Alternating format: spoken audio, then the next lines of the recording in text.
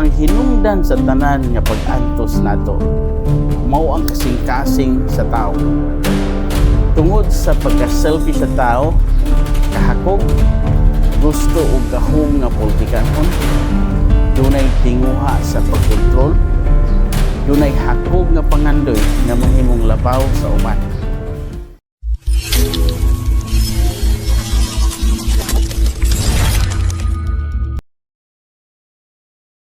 Ang mga tao karon bisan asa naghisgot mahitungod sa nagakahitabo nga gubat.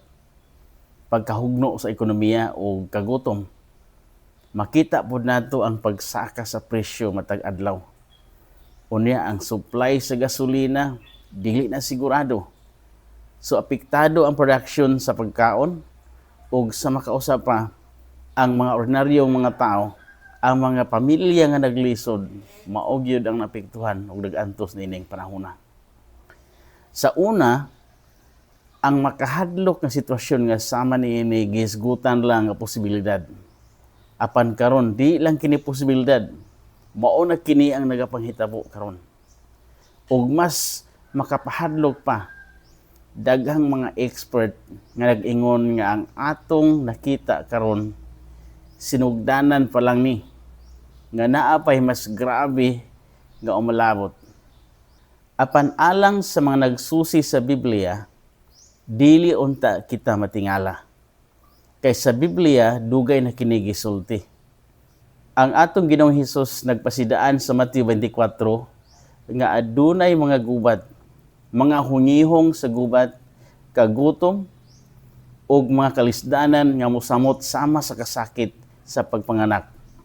Og sa Revelation, gipakita kanato ang usa ka kalibutan nga puno sa kahadlok, kagubot o krisis sa dili pa si Hesus mobalik.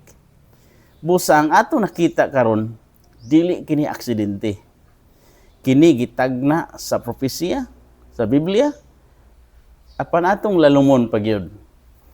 Ang hinungdan sa tanan nga pag-antos nato mao ang kasing-kasing sa tao.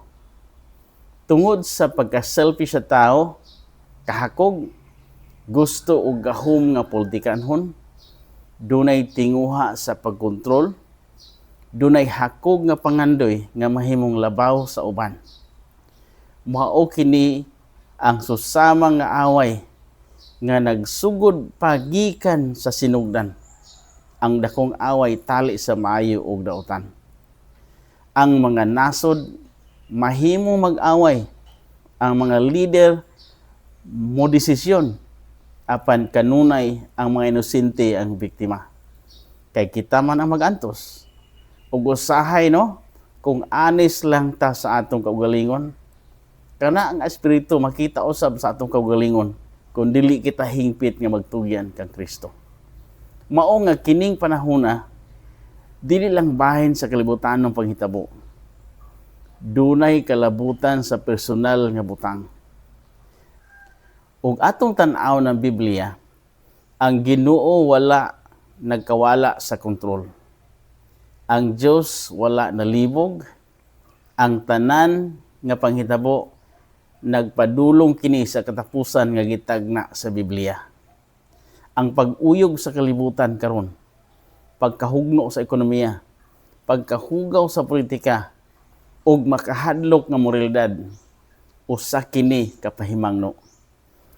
Gitugutan kini sa Ginoo nga panghitabo, dili aron gub-on imong kinabuhi, kun dili aron pukawon ta, aron makamatata sa atong espirituhanon nga kondisyon. Apan paminaw pag-ayo, dili pa kini ang katapusan sa sugilanon. Dili kini katapusan sa istorya. Ang atong magbubuhat nakakita sa matag luha, nakadungog siya sa matag paghilak, nakahibalo siya sa matag kahadlok nga anaa sa imong kasing-kasing karon. Ug nagsaad siya nga kining kagubot dili magpadayon hangtod sa kahangturan. Ang samang Hesus nga nagpasidaan, mausab ang miingon, mobalik ako pag-usab. Busa ang tinuod nga pangutana, dili unsa man ang mahitabo sa sunod. Ang tinuod nga pangutana mao kini, unsa ang nahitabo sulod sa akong kasing-kasing karon? Giunsa nato pag kinabuhi ang atong pagtuo karon? Kay sa mga panahon nga sama niini, ang pagtuo dili lang pulong. Ang pagtuo atong gikanabuhian. Makatabang ba ang atong pagtuo sa Dios kung anaa kita sa pagsulay o makahadlok nga sitwasyon?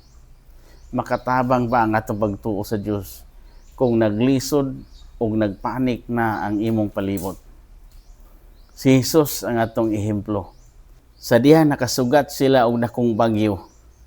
Nagpanik ang tanan niyang mga disipulo. Apan atong nakita nga si Jesus wala gyud naapektuhi sa dakong bagyo. Malinawon siya nga natulog tungod sa iyang pagsalig sa iyang amahan. Mga igsuon, bisan sa makailisa nga sitwasyon sa atong palibot, nagpabilin pa kita nga malinawon. Nagpabilin pa kita nga lig-on sa atong pagtuo. Bisan nag-uyog ang kalibutan, nagpabilin ka ba nga lig-on sa imong pagtuo? Nagpakita ba kita sa kinaiya nga susama kang Kristo sa kalibutan nga puno sa kahadlok o kasuko? Nangandam ba kita di lang sa pisikal kundi sa spiritual? Mga igsuon, isip mga Kristohanon, wala kita gitawag aron mahimo lang nga aktibo sa programa sa worship sa atong simbahan. Gitawag kita aron kinabuhian nato ang kamatuoran nga atong nakaplagan. Aron magpabilin kitang malinawon kung ang uban anaa sa kahadlok. Gitawag kita aron magbarog nga lig-on kung ang uban nangapukan. Aron musidla kita ingon nga kahayag sa kalibutan nga nagkangit-ngit matag adlaw. Dili kini panahon sa kahadlok. Kini panahon sa mas lalom nga pagtugyan sa Ginoo. Kini panahon sa pagbalik sa sinsiro nga pagampo. Kini panahon sa pag-ila sa Dios. Di lang sa unahuna, kundi sa personal nga kasanatian. Kay sa katapusan, dili ang mga nakasabot lang sa Biblia ang makabarog, kundi ang mga tao nga tinuod nga nakaila kang Hesus, nga dunay relasyon ni Hesus. Tungod kay dugay ko nagpuyo sa Buddhist country, akong nasabtan nga transactional sila nga klase sa relihiyon. Dili sila relational. Mudo lang sila sa ilang templo o sa ilang spirit house, maghalad sila o maghimo og ritual if naa sila kinahanglan. They don't have relationship sa ilang gituhuan nga mga spirits.